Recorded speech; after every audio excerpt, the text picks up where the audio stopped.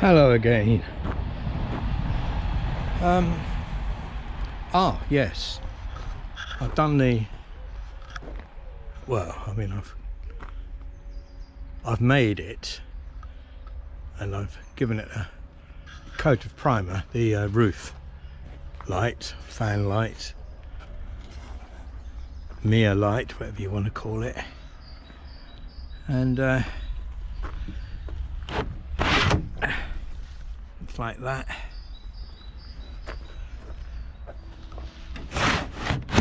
Quite tight, but it'll get better.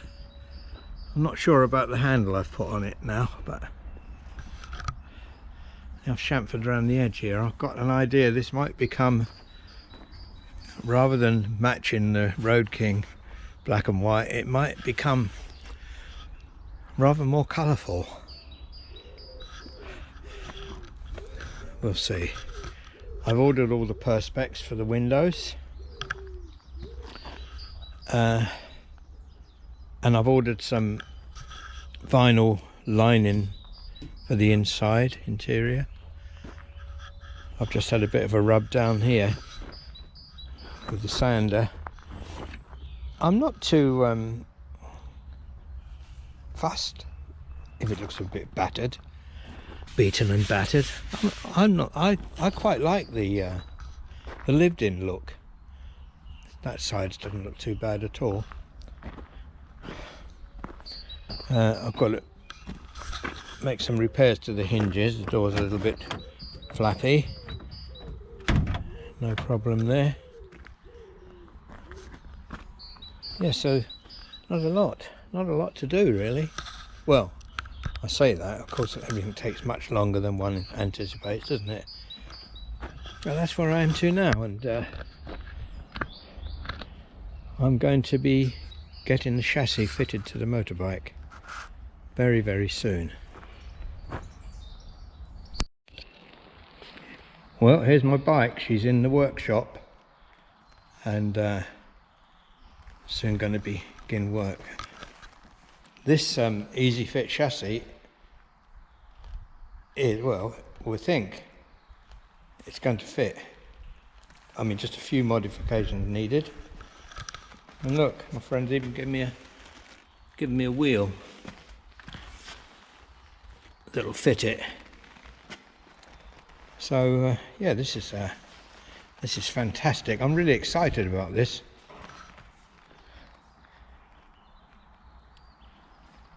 You can see this is an interesting place. Look at this bike.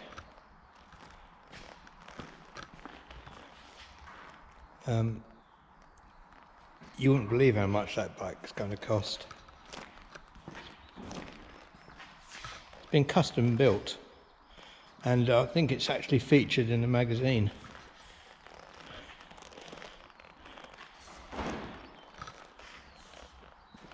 Look at that air filter.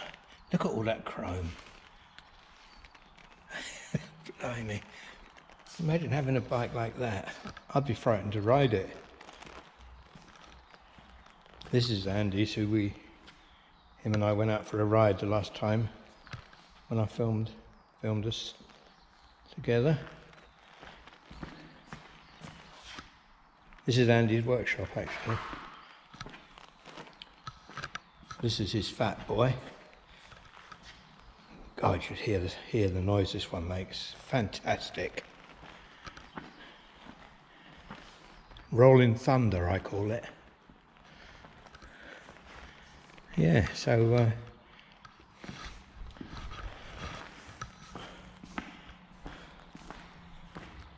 every time I look at my Road King, I think, what a beautiful machine it is. When it's in the shed, I don't get to actually admire it very much. And when Andy just drove it into here, I realised how beautiful it actually sounds, because I never hear it, because I've always got my crash helmet on, and I'm an old fucking deaf bloke. Yeah. All right, Andy. How you doing? You all right? Oh, that looks like, oh, that's a Triumph, isn't it? Yeah. I recognise that back end. Yeah. Yeah. No, I don't. It's probably been modified, has it? It has. It's there used to be a 350 bathtub bike. Oh, I know what you mean. Yeah, it's like sort of dressed down there. Yeah, with a big skirt on it here, and then this is a hardtail that's been added, so it's bolted on here and it's been bolted and welded on here. But this is a 1958, and it was done at some point in the 70s. I picked it up a few weeks ago from Brighton, and now I'm working my way through it. I'm going to take it apart. The engine works perfect. Looks like you've taken a lot of it apart already, mate. Yeah, I've been working my way through it slowly. Yeah. Just getting there. Yeah, the workshop's getting there as well, isn't it? Yeah, it's moving on. I like your tables. Finally got there now. We've finally got both ramps in. Finally got air lines and started to move some of the tools in. Funny enough, I've got another row king like yours, John. Yeah, but not quite as nice looking as mine, is it? Not in the moment, no. Hey, there's a wider handlebar, aren't they, than mine? They are. They're I think they're like beach bars. They are quite wide. That's probably what I need after what you told me about my handlebars. Yeah, I think they're a bit too. I think they're too far forward for you. Yeah, that's because I adjusted them. Yeah, you know, these things happen. Yeah, and what's this up here then, Andy? This frame up here. Yeah, so that's a hardtail frame that has been specifically built. I bought that as a project. What, for a Harley? Yeah, that's for a shovel head engine or an Evo engine. Yeah. The guy had bought it and he put a set of Springer front forks in, but they're 4 inches too short. They don't even touch the floor. The frame was dragging on the floor. So anyway, I bought it cheap. So it was a And it came with the other set of wheels that are down there. Oh, they're nice. And a set of tanks. Are they original sort of wheels? I don't even know how old that is. Do you know, honestly, I wouldn't want to give you an honest answer because I don't know. They look like they've been re-spoked. They were made by Central Wheels, which is up north in the UK. Oh. And I think the guy had that set that are on it made, and that set down there. And then I think he couldn't decide which ones he wanted, but those were the ones that were on it when I pushed it in here. And now I'm going to put those other ones on. Yeah. So they're a bit like my old Harley here. Oh, yeah. Tell me about this old Harley. Now, this old Harley, I happen to know, is the same age as me. Yeah, This Harley was made in 1947. Yeah, it's a 1947 frame. Yeah, frame. And it's got a set of WLA front forks on it. What's WLA mean? WLA? It's a pre-war bike. All right. Oh yeah, Wartime. Not even. It might not be pre-war. It might just be wartime bike. It's after. Well, because when I was born in 1947, the rationing went on for several years afterwards. Oh, okay. So they would have been using war materials as well. Yeah. So originally this had a set of handlebars that would have come from here, and they would have come out a lot lower. Oh yeah, I can remember seeing photographs. Yeah. Yeah. And they've been cut off, and these have been added, which are called dog bones, and it's a handlebars, which makes it a lot more comfortable to ride.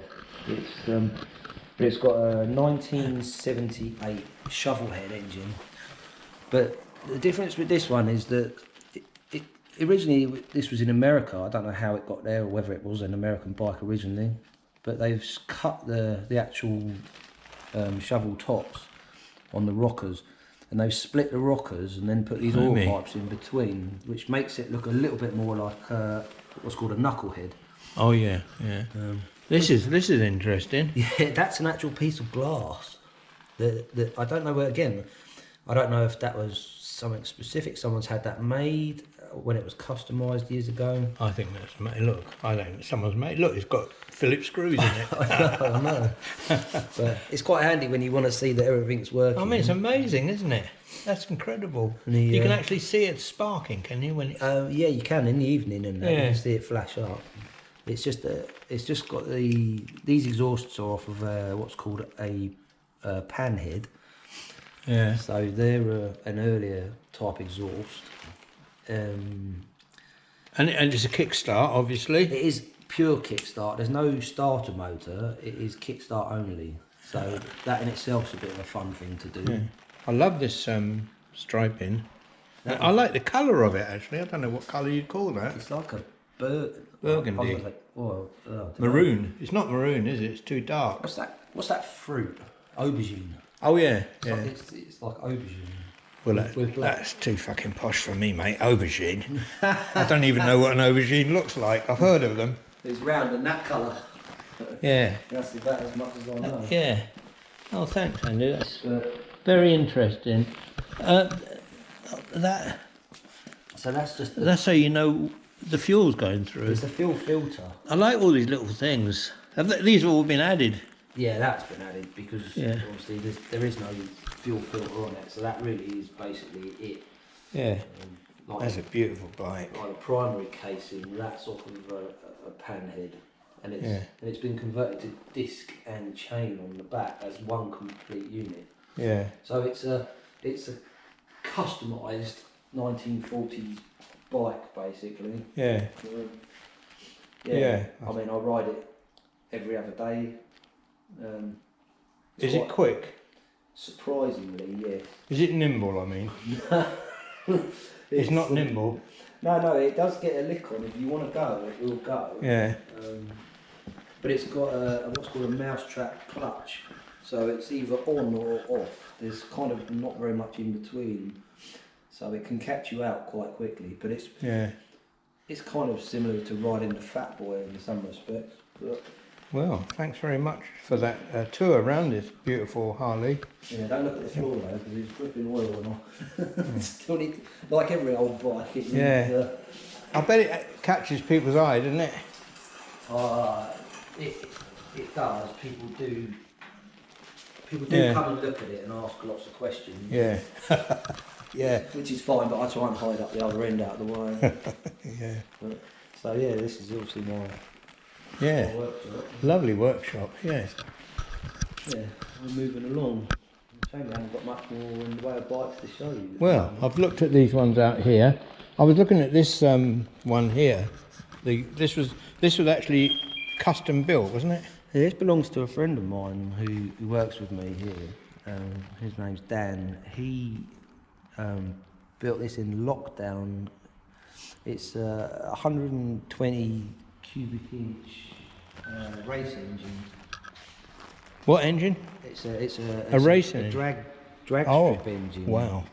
I mean, to be honest, I don't know a vast amount about this specific bike, but he imported all the parts. He had it all painted and changed all the wheels. He put a 23-inch front wheel in it. He'd go nuts because he'd want to be telling you this himself, and I don't. There's a whole list. I mean, it's been in a magazine. It was in V8. Yeah, I said that earlier. That's his storyboard thing down at the back there. That's got to go up on the wall at some point. God, just imagine if I took that out and dropped it. Well, he dropped it the other week, but he hate me telling you. Don't say that. He couldn't. He obviously didn't do any damage.